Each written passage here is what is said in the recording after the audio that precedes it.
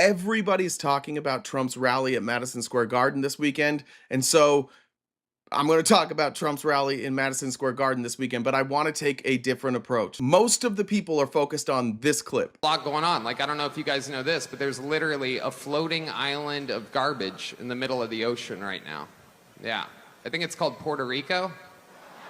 Whatever you want to say about this clip, that man's name is Tony Hinchcliffe. His job is to be a roast comedian. Tony Hinchcliffe hosts a show called Kill Tony, where all they do is roast people. Tony Hinchcliffe showed up and did the job that he was paid to do. And it would be one thing if that roast comic at the political rally was like the one person who was saying crazy shit, but it wasn't. We had this guy.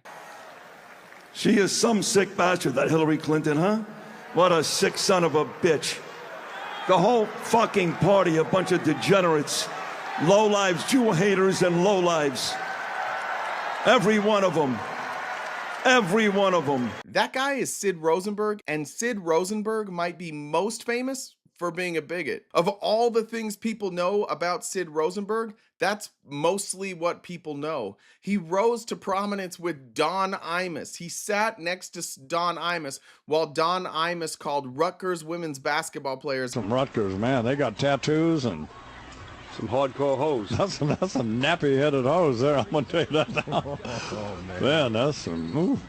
Sid Rosenberg said that the Williams sisters had a better chance of posing for National Geographic than Playboy magazine, and he called them both boys. He said that Billie Jean King had to play Jack Kramer to prove that women could play with men, but all current female tennis players just play the Williams sisters. He used bigoted slurs and directed them at all male tennis players. And he said that the United States women's soccer team was a bunch of juiced up slurs. In 2005, after Australian singer Kylie Minogue was diagnosed with breast cancer, he said she won't look so good with a bald head and one tit. In 2019, he was fired from his Miami radio show after a DUI arrest, while, by the way, he was found in the middle of the road crying, trying to make himself throw up. And now he's at a Trump rally saying that everybody else is a scumbag. Takes one to know one. Then we've got Dr. Phil, who's on this nationwide tour against DEI. By the way, we didn't choose the name for that by random. Merit Street Media. This country was built on hard work, added value, and talent, not on equal outcome, not on DEI. This country was built on hard work. We were founded on the principles that diversity, equity, and inclusion were fundamental to a prosperous nation. That's how we took a nation of immigrants, people from multiple different countries, brought them together and created America. That's what pushed our country to end slavery. That's what pushed our country to give black folks the right to vote. That's what pushed the women's suffrage movement. That's what pushed integrating schools. That's what pushed desegregating sports. In the history of our country, virtually every great thing we did was diversity, equity, and inclusion. Why is Vivek up on stage saying this? I had a friend of mine, smart guy, he's a billionaire, texted me this morning, and he said, why the hell are you guys wasting your time in New York City instead of going to a swing state? You wanna know what I told him? I said, welcome to 2024, New York is a swing state. Yeah, except it's not. It wasn't in 2016 when Trump said it. It wasn't in 2020 when Trump said it.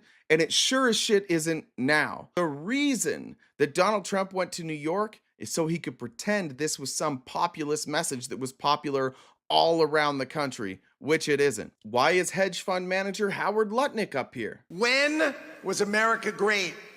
At the turn of the century, our economy was rocking. This is 1900, 125 years ago.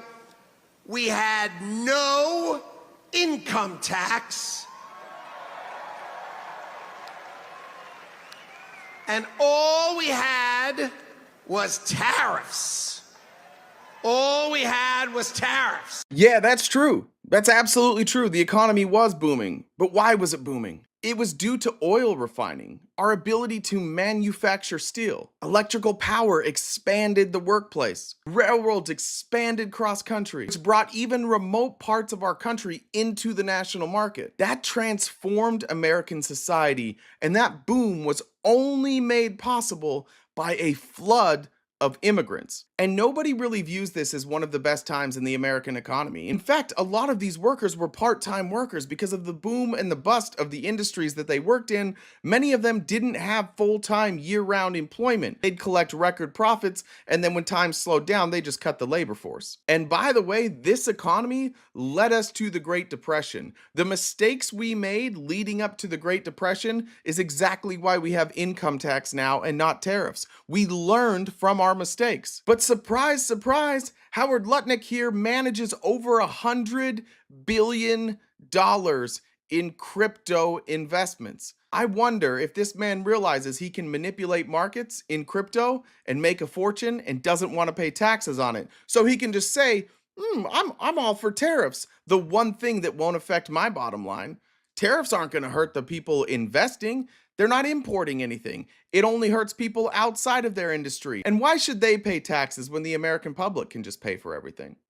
Why is his son talking about the King of New York? The King of New York is back to reclaim the city that he built. First of all, you better not use King of New York without express authorized consent from the newsies. Why are they allowing Tucker Carlson, the Russian plant, to sit up there and dog whistle? Kamala Harris, she got 85 million votes because she's just so impressive. As the first Samoan, Malaysian, low IQ, former California prosecutor ever to be elected president, it was just a groundswell of popular support. And anyone who thinks otherwise is just a freak or a criminal. Don't do drugs. Nope. Why is Elon Musk up there in a dark hat with a Nazi font? Because this message is directed at the people Trump needs to show up. The people that Trump desperately needs these next 9 days to get excited and vote are the lowest hanging fruit. Those that don't mind racism, those that don't mind dark humor, those that are absolutely sure that deregulating our entire economy somehow is going to fix this. That's why you have Vivek on stage. He's a pump and dumper. That's how he got rich. Don't believe me? Check this out. So you talk about your business background. Let's talk about that. You made your name and made a lot of your early big money from pushing an Alzheimer's drug that had already failed 4 clinical trials when you bought it. You then talked it up on CNBC, in Forbes, on the cover.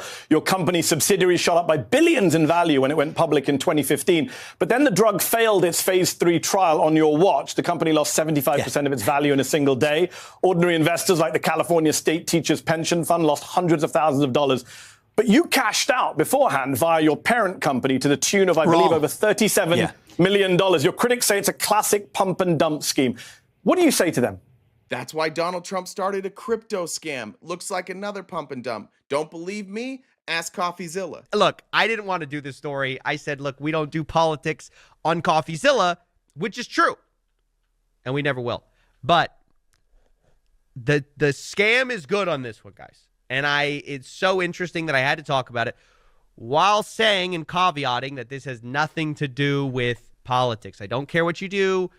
Everybody grifts. It's an equal opportunity thing. So just, relax. And that's why Lutnick was up here saying that we should abolish income tax and just do tariffs.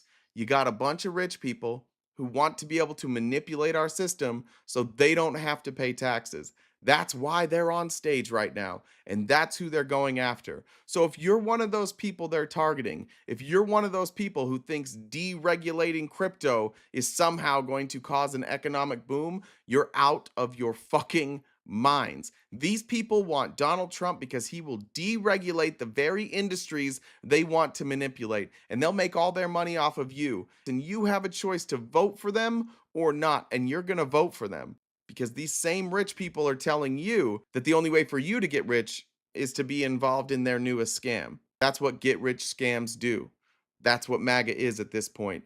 MAGA is a grift. They need you afraid of immigrants. They need you afraid of trans people. They need you afraid of being called racist. They need you afraid of being called a bigot. And they use all that rage and that pent-up aggression to tell you that Donald Trump giving handouts to these billionaires is somehow going to make your life better, and it's just not. If you think our financial industry is fucked now, wait until there's no regulation. Wait until crypto's a real financial industry. Let's just look at what's happened so far. Some drama in the crypto and sports betting world. For those who don't know who Taylor Mathis is, she's known for her huge bets. At Tyler Did It on X has a pretty good breakdown of the whole situation, and essentially incels created a Taylor meme coin. Then after promising to promote the coin for 2%, the coin rises to a $6 million market cap. Later in that week, the coin drops down to about a $1.5 million market cap. Taylor rug pulls and completely plummets the coin to about a $100,000 market cap. I don't know about you, but I've never understood crypto as anything other than a Ponzi scheme. It is. If Trump wants to put all his money into it, so much the better, because eventually he'll lose it. Just like his publicly traded media company, ticker DJT, he's not putting any of his money in. He won't lose any of his money, but he'll stand to make an enormous amount. And you're hitting on the most important part of this crypto exchange that Trump is now involved with. Yes, the old school Trump original bros are going to invest in this and they're going to lose their shirts. The same guys who put $1,000 in DJT stock the day it went public and now it's worth $200. That's not why you should be concerned. You should be concerned with what you said a moment ago. Half of Trump's corporate contributions come from the biggest people in the crypto space. And they realize that he is a completely transactional guy. And so they said, great, he can't spell crypto. They don't want any regulation. And Trump's like, we'll get rid of the SEC chair. So they're like, great, he doesn't know, he doesn't care. We're going to buy him and get whatever regulation we want, which is none. And this idea from the American people that, like, Trump's great for the economy because he's going to cut taxes and we'll have no regulation. Remember, it's not that no regulation is what we want. We want smart regulation. You want no regulation? Go drink the water in Flint, Michigan. That's what no regulation looks like. And maybe you're wondering why there was so much crazy shit being said at the Trump rally. And I think I have the answer. There's 9 days left in this election. The Harris campaign and the Trump campaign are both targeting groups of people that they think they can get to vote for them.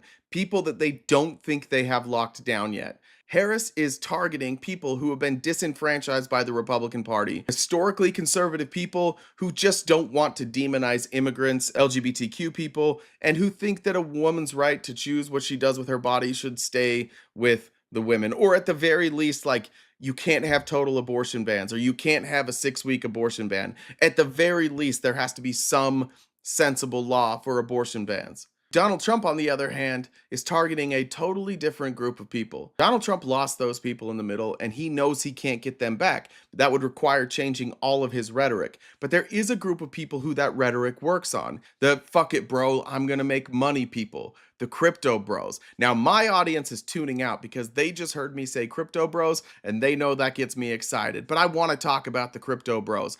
If you desperately need voters and you need to target a demographic, you might want to try targeting a demographic who has shown time and time again that no matter how many times somebody pulls a stunt, a scheme, or a scam on them, they will come back for more. And that's why I believe Trump chose the crypto bros.